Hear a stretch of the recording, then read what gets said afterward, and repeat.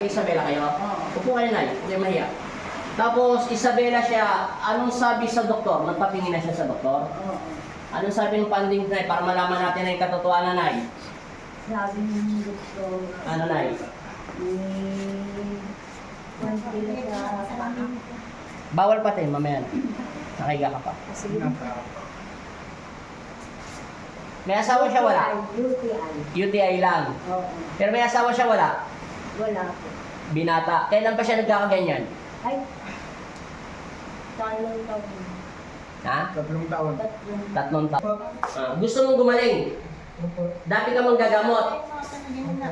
Anong ginagamot ng anak niya? Sa Kirino. Kirino. Kirino, ano sa kanong Kirino?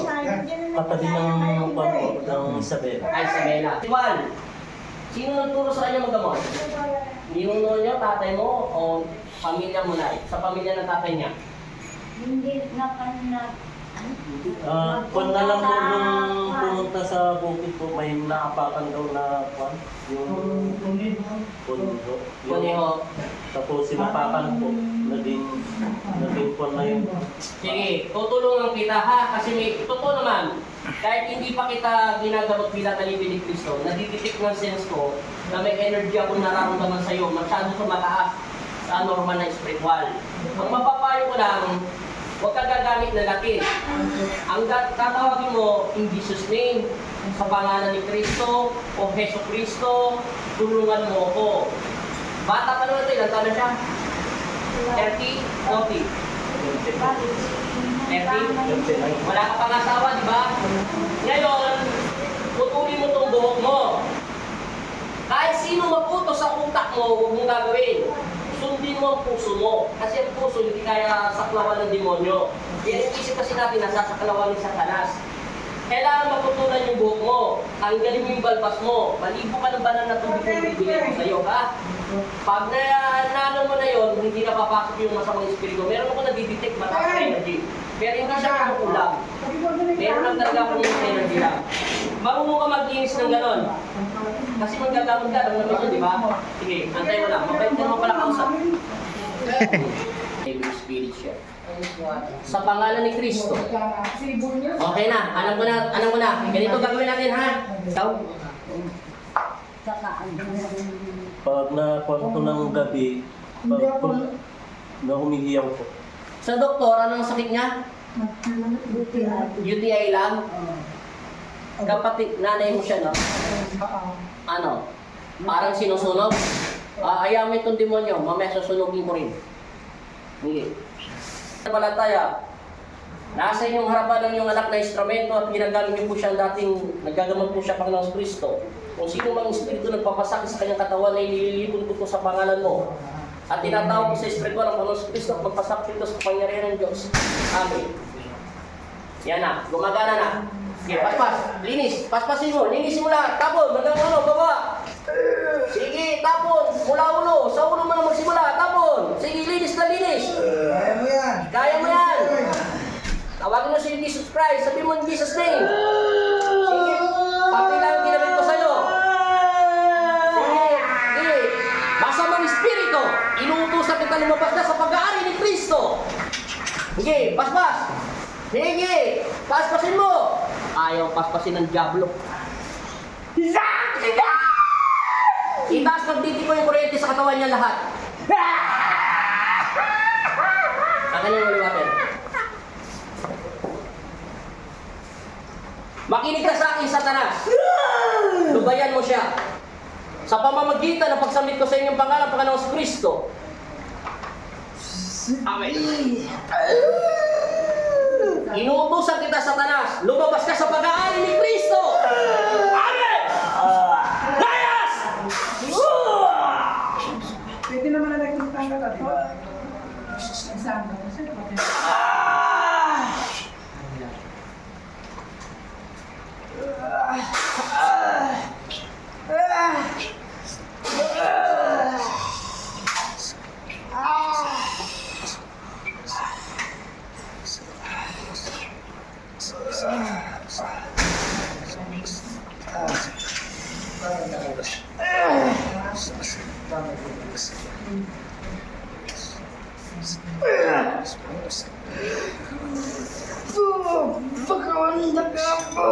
Tama po yan.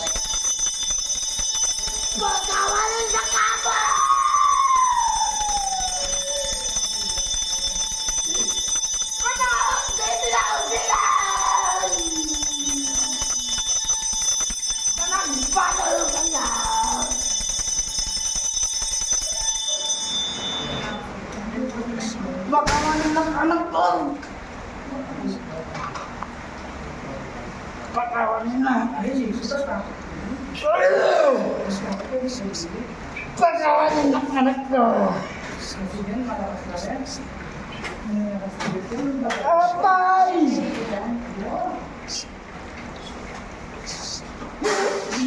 Magandang ating nalawa!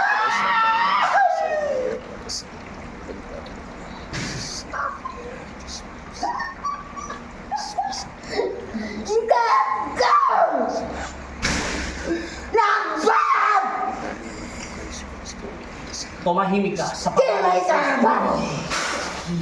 Lumabas ka na. Amen.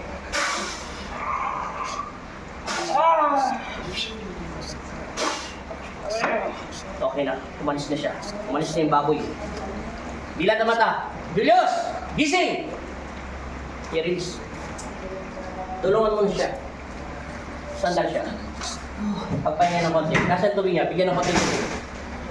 Tubig! Tama na. Pagpahinga mo muna siya konti. Ano naman rin? Sabi mo 3 times. Sabi mo in Jesus' name. Sabi mo in Jesus' name. Makinig ka sa akin. Sabi mo in Jesus' name. Jesus name! Isa na lang. Sa pangalan ni Kristo. Jesus name! Isa na lang. Ng pangalan Ni Kristo. ni Cristo! Amen! Amen! Okay na. Dilat ang mata. Ate kayo nang po yung gel pare. Sumobra yung pag-aaral niya sa spiritual. Hindi kinaya ng sense ng utak niya. Masyado siya naging hyper. Baka marami siyang pinag-aaralan ng Latin o dasal. Hindi kinaya ng memory ng utak niya. Umover. Kasi ganyan din yung mga dati kong kilala eh. Na ano sila, kung ano-anong pinagsasabi. Kahit din ako, bago ko tinanggap yung kapangyarihan ng Diyos, muntik na rin masira ang utak ko. Kung ano-ano kasi naririnig ng utak ko at may pumapasok sa katawan ko, may tumukulong sa utak ko. Hanggang na paglabanan ko sa kakadasal lang ng dasal kay Kristo. Okay na? Makinig ka sa akin, Julius. Walang makakatulong dyan kundi ikaw. Kasi gumagamit ka ng spiritual, natural. Kung nakakapagpagaling ka sa pamamagitan ng pagsabit mo kay Kristo, aanginin ka ni Satanas. Kailangan mapalapit ka kay Kristo. Linisin mo yung katawan niya. Putulin mo yung buhok mo, taggalin mo yung balbas mo para lumakas ka. Kasi yung mga magagamit ng mga sinauna, mahigit 100 taon, kahit si Tanda Ramitan yun, hindi naman ganyan mahaba buhok niya. Okay na? Ang katawan ng Diyos ay nililinis. Pagpahingayin mo na siya ng konti.